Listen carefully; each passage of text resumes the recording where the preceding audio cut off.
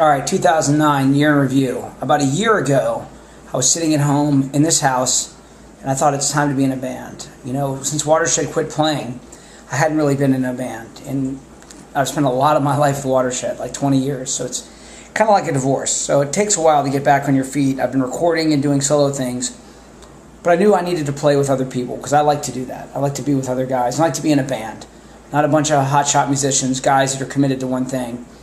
And Rick Kinzinger popped in my brain. I'd known Rick for years, and he produced the League Bowler album, and he worked on some Dead Schembecker stuff, which of course I'd listened to, didn't work on. And he was kind of the key, because I knew he's a solid guy.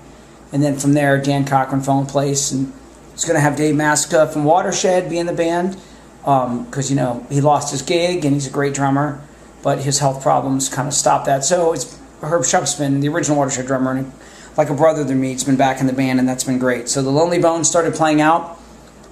First show was in May. CD release party headlined.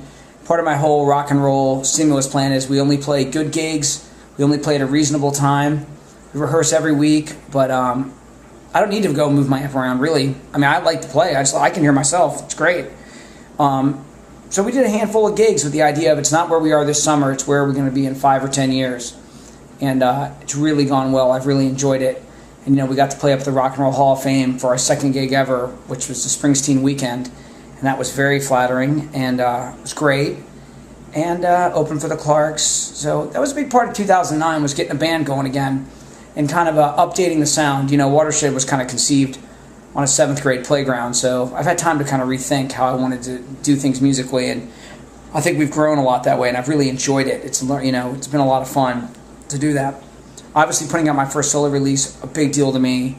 Tons of work. Mike Landoltz recorded all this stuff with me, and no more full lengths, and I feel really good about that decision. I know it's the right thing. And we put out Chemo, Words We Say, Lonely Bones, shot 2 videos thanks to Palestra guys. Got the Colin Gawel website up and going, Twittering, all that kind of stuff.